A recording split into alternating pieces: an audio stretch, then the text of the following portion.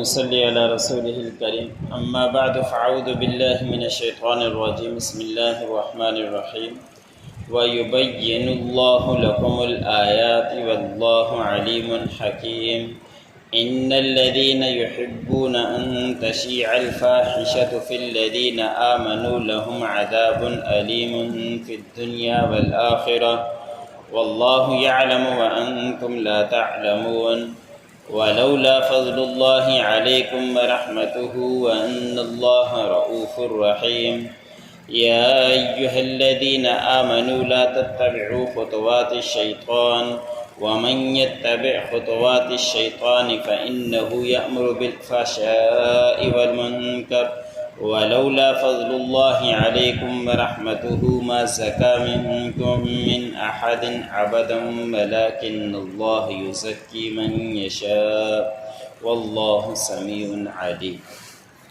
سورۃ النور کا درس چل رہا ہے۔ اسی سورت کی آیت نمبر 18 سے لے کر 21 تک تلاوت کیا۔ ان آیتوں کے اندر بھی اللہ رب العزت نے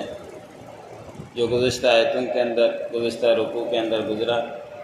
کہ حضور صلی اللہ علیہ وسلم جو غزوے کے اندر گئے تھے، اما عائشہ صدیقہ رضی اللہ تعالی عنہ ساتھ تھی، تو اس وقت عبداللہ بن ابی جو منافقین کا سردار تھا، کٹر منافق تھا، جس کے بارے میں قرآن پاک کے اندر بھی آیا ہے کہ ان کا بیٹا بڑا فرما بردار تھا۔ انہوں نے آ کے آپ صلی اللہ علیہ وسلم سے فرمایا تھا کہ میرے والد کا انتقال ہو گیا، آپ جنازے کی نماز پڑھائیں۔ تو آپ صلی اللہ علیہ وسلم نے فرمایا کہ ٹھیک ہے، میں پڑھا لیتا ہوں۔ حضرت عمر رضی اللہ تعالی عنہ نے منع فرمایا کہ یہ منافق ہے، اس کی نماز ہرگز آپ مت پڑھائیں، لیکن آپ صلی اللہ علیہ وسلم شفقت کی بنا پر وہاں چلے گئے تو اللہ رب العزت کی طرف سے قرآن پاک کے اندر حکم آیا کہ آپ ان کی ایک دفعہ نہیں 70 دفعہ بھی استغفار کریں گے، جنازے بھی پڑھیں گے، اس کے باوجود بھی ہم اس کو معاف نہیں کریں گے۔ کہ عبداللہ بن ابی کٹر منافق تھا، تو اسی نے یہ بات پھیلا دی تھی اما عائشہ کے خلاف، تو اللہ رب العزت نے ان کی برات کا اعلان قرآن پاک کے اندر کیا اور تقریباً 18 آیات حضرت اما عائشہ صدیقہ رضی اللہ تعالی عنہ کے برات کے اندر نازل ہوئی۔ انہی کے سلسلے میں اللہ رب العزت نے فرمایا کہ کھول کھول کر ہم تمہارے لیے نشانیاں بیان فرماتے ہیں،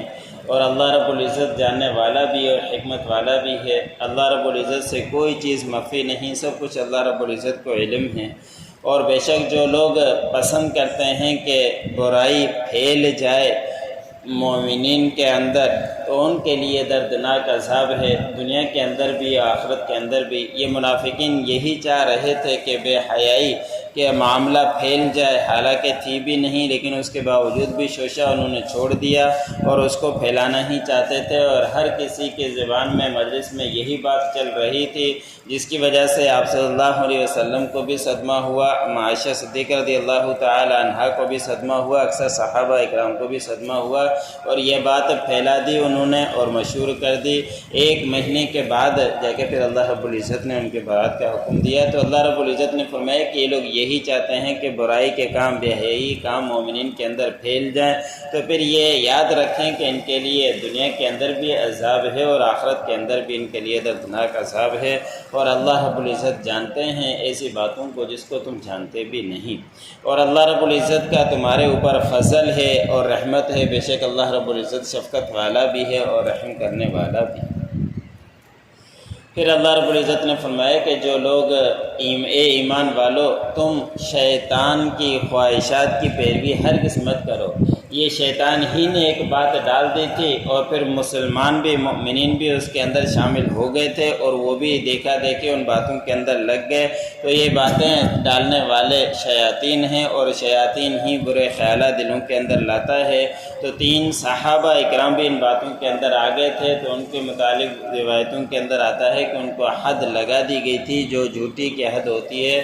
80 کوڑے ان تینوں کو لگا دیے گئے تھے، دنیا کی سزا ان کو مل گئی تھی۔ اور عبداللہ بن ابی کو دنیا کے اندر تو سزا نہیں دی، اللہ رب العزت نے قرآن پاک کے اندر فرمایا کہ اس کے لیے آخرت میں بڑا عذاب ہے، تو دنیا کے اندر اس کو سزا نہیں دی گئی، چھوڑ دیا گیا تھا۔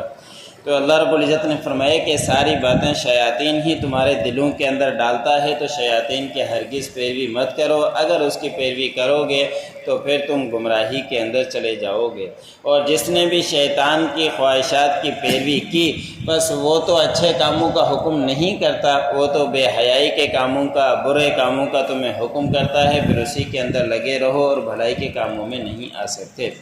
پھر اللہ رب العزت نے فرمایا کہ اگر اللہ رب العزت کا فضل تمہارے اوپر نہ ہوتا اور اس کی رحمت تمہارے اوپر نہ ہوتی تو تم میں سے کسی کو بھی کبھی بھی پاک نہیں کرتے۔ عائشہ صدیقہ رضی اللہ تعالی عنہا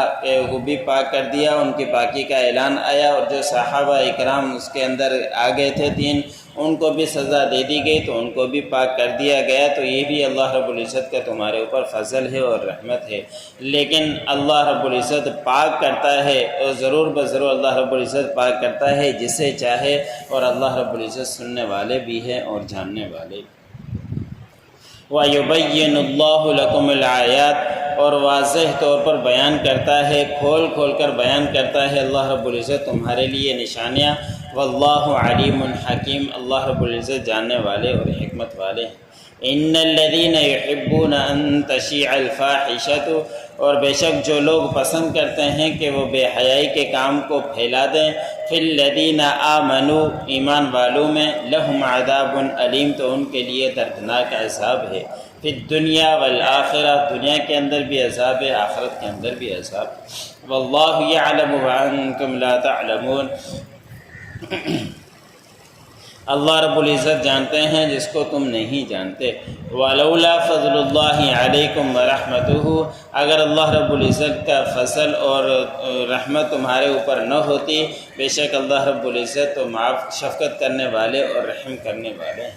یا ایھا الذین آمنوا لا تتبعوا خطوات الشیطان، اے ایمان والو تم شیطان کی پیروی ہرگز مت کرو، ان کی خواہشات کے اوپر مت چلو۔ ومن یتبع خطوات الشیطان، اور جو کوئی پیروی کرتا ہے شیطان کی خواہشات کی، فإنہ یأمر بالفحشاء والمنکر، بے شک وہ شیطان حکم کرتا ہے برے کاموں کا اور بے حیائی کے کاموں کا۔ ولولا فضل اللہ علیکم ورحمتہ، اگر اللہ رب العزت کا فضل تمہارے اوپر اور اس کی رحمت تمہارے اوپر نہ ہوتی، ما زکا منکم من احد ابدا، کبھی بھی تمہیں اللہ رب العزت پاک نہ کرتے۔ ولکن اللہ یزکی من یشاء، لیکن اللہ رب العزت پاک کرتے ہیں جسے چاہیں۔ واللہ سمیع علیم، اور اللہ رب العزت سننے والے اور جاننے والے۔